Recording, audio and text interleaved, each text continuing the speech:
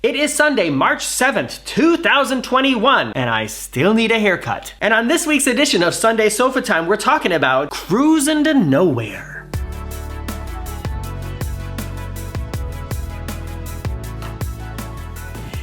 As I said, it is March of 2021 right now, and for most of the world outside of some certain European cities and Singapore, cruising is still someplace in the future. No one really knows for sure when it will begin again or what it's gonna look like when it begins. And many people are predicting that when cruises start happening again out of the United States, that there's a good possibility that they'll be modeled on some of the first cruises that happened here in Europe, so-called cruises to nowhere. And that's what I wanted to talk to you about today. I'm gonna let you know exactly what happens and doesn't happen, give you some important pieces of planning advice based on my experiences with cruises to nowhere, and tell you one thing you're gonna wanna pack with you that you might not have ever brought with you on a cruise before.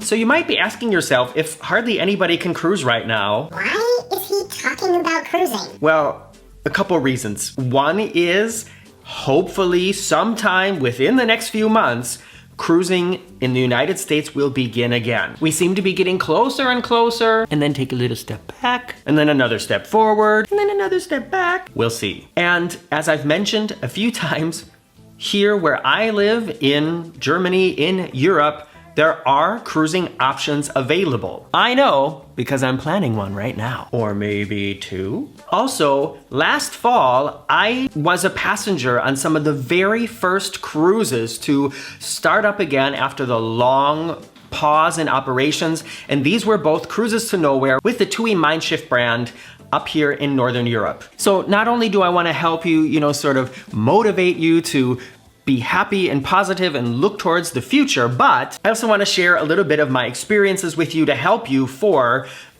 these cruises that you may be booking very, very soon. Okay, so what is a cruise to nowhere? To just break it down into really simple terms, that will be a cruise that begins and ends in the same port and does not stop anywhere where passengers are allowed to leave the ship. It doesn't mean that it won't stop anywhere, but if it does stop someplace in any port, there will be no excursions. Everybody's staying on the ship. Whether or not these cruises will stop at the cruise line's private islands and people will be allowed to leave the ship at the private islands, that's a question that we still don't know yet. I think that there's a very high possibility that that could be the case, and there's no way to judge it over here with the European ports that are being visited right now because there are no private islands over here. One great way to categorize it is just think of it as a sightseeing cruise. On my cruises to nowhere last fall, like I said, with TUI MeinSchiff, I cruised once with the TUI MeinSchiff 2 and once with the TUI MeinSchiff 1, which are basically the same ship. Beautiful, beautiful, very modern ships. One time we left from here in Hamburg, one time we left from up a little bit further north in Kiel, and we cruised up the coast of Denmark and Sweden into Stockholm, and then up the coast of Finland to see the Carnival Mardi Gras being built in the shipyard in Turku, Finland, then back under the Great Belt Bridge and back to our original port. And we did stop in Stockholm. However, like I said, nobody left the ship, but there were some fantastic landscapes to look at. And we did a dance with one of the other ships. And like I said, even though there was no leaving the ship, it still was really interesting. And of course, just altogether fantastic to be on a ship at all. I know I don't need to say that, but just to remind you, there are videos of all these cruises on my channel. And I've talked about these cruises on other channels as well, on La Lido Loca, on Cruise Tips TV, on Emma Cruises. I'm pretty sure that most of you watching this video right now have seen me talk about this before. But just to remind you all again, and for anybody who might be new here, and if you are new here, welcome. I'm so happy you're here. Okay, let's get into the planning aspect of one of these cruises and what I think after my experience is just important to consider.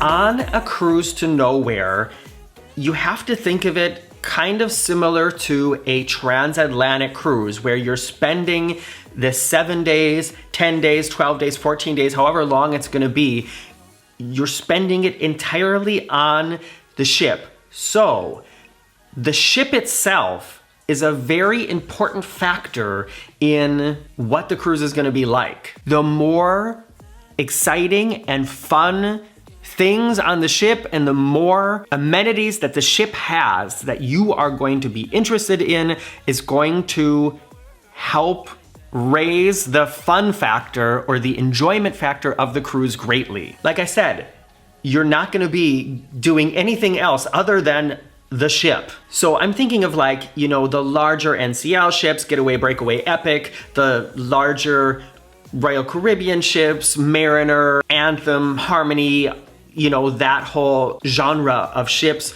Those are gonna be fantastic cruise to nowhere ships just because they offer so much to do on the ship itself. Also, because you're spending so much time on the ship, the cabin is really important because I don't think I've ever spent more time in my cabin than I did on these cruises. Of course, on one of the cruises, we spontaneously went for this upgrade and ended up in this amazingly ridiculous, huge 2-level suite. And yes, it was sweet. And so, I mean, that was a great time to spend time in the cabin anyways, just because the cabin itself was so fantastic. But you will be spending a lot of time in your cabin, and that is why if you are going to be booking a cruise to nowhere, I strongly, very strongly encourage you to book a balcony cabin. In fact, I encourage you to book the highest class of cabin that you can afford and perhaps have ever booked for a cruise. 2 reasons. Well, maybe it'll end up being 3, but the 2 that pop into my head right now are because, like I said, you're gonna be spending a lot of time in the cabin, a lot more than usual because you're not gonna be leaving the ship. And when you sort of pass by these nice sites, you know, like when we cruised up to Sweden, we were going past all these rocky islands and cliffs and things like that. And it was just like beautiful to sit there and watch, but you know, there's only so much room on the top deck. And so if you have your own balcony, that will be a great place to do some of this sightseeing as whatever it is passes you by. And my leg is already falling asleep. Here's another maybe sort of morbid reason, but you know, we all know what's going on in the world. We all know about this virus that I really don't need to mention it really. But of course there is a small chance that there could be some kind of breakout on board, some kind of, you know, that all of a sudden a whole bunch of people get sick. And if that happens, which with all the measures that will be in place, I mean, it's probably not gonna happen, but if it happens and the ship gets quarantined, meaning that everybody on the ship has to stay on the ship for 2 weeks longer, you are not gonna wanna be in an inside cabin for 2 weeks. I'm just saying, I don't think it's gonna happen, but if it did happen, you are gonna be so happy that you booked that balcony cabin, that junior suite, that owner suite, you know, whatever it is. If you are booking a cruise to nowhere, please consider going all out and booking the highest class cabin that you can possibly afford with your budget for this trip. Okay, here's another thing that on my first cruise to nowhere, felt so stupid that I didn't pack it with me, and I'm gonna tell you what it is right after this little commercial break. Did you get one? What was it about? Write it in the comments below. Okay, like I said, you're spending a lot of time on the ship. You are going past, you know, islands, maybe waterfalls, maybe other ships, maybe other bridges, and on the first cruise that I did, I was so disappointed that I didn't bring binoculars with me. Binoculars, a telescope, or a zoom lens, something to help me look further away. And in fact, on our second cruise, there were binoculars in the cabin. So I don't know if there's always binoculars in the suites that, you know, we were on, but either way, it was just really nice to have these binoculars in the cabin, even though we did bring our own. And I mean, seriously, if you're in the United States, you can, you know, you can go to Walmart or Target or whatever and probably get a nice pair of binoculars for less than 50 bucks. Or you could help me out a little bit and order them from my Amazon store. If you go to the links below this video, there is a link to my Amazon store. So you click on that, it will take you to Amazon, and then you type in binoculars, and it's all the same for you. It's the same Amazon, it's the same prices, but I get a little bit of commission for qualified purchases because I sent the traffic to Amazon. So if you want to help me out a little bit by just doing something you're going to do anyways, click the link below. And like I said, you will be so happy that you brought some binoculars with you. I mean, that depends on what kind of cruise to nowhere you're gonna be doing. Cruises to nowhere aren't necessarily new. There have been cruises to nowhere even before COVID, and what they were usually considered were then booze cruises, where they were like 3 nights where a ship left New Jersey and just went out, did a big loop and came back. And on a cruise like that, binoculars really aren't going to, you know, give you any advantage because it's just going to be ocean all around you. But if you are going to be cruising around some islands or maybe stopping in a port, they call it a technical stop, where, you know, the passengers, like I said, aren't allowed to leave the ship, then you're going to be really happy you had some binoculars because, like I said, it just gives you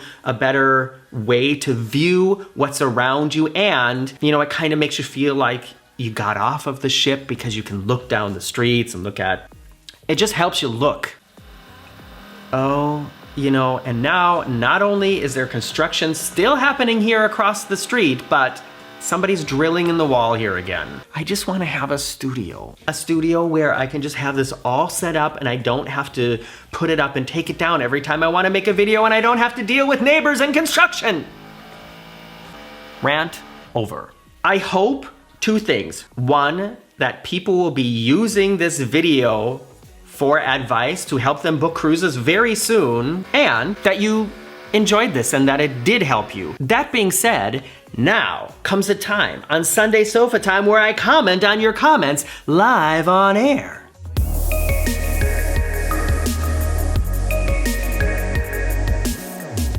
In last week's Sunday Sofa Time, Emma Cruises was a guest here on my red sofa, and it was so great to hang out with her and talk with her. And these comments are on that video.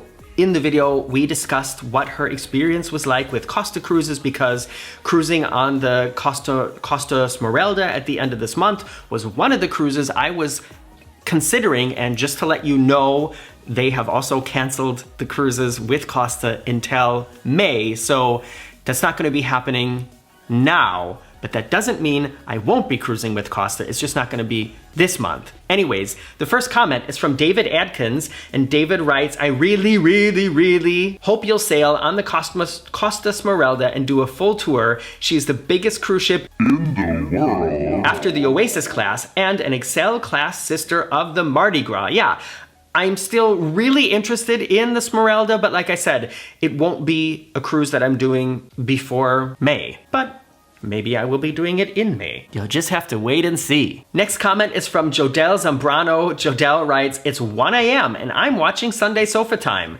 Thanks for making my insomnia a little more entertaining. Well, I hope you got to sleep, Jodelle, and thank you so much for coming over and joining my Patreon. Of course, I saw you there, and I'm very happy for your support. And, you know, I have to tell you, when I'm editing these Sofa Times together, I always fall asleep. I'm literally falling asleep right now as I edit this part together. Crazy hair. Something about listening to my own voice just talk on and on and on and on and on and on. I sit there at my computer and my eyes get heavier and heavier.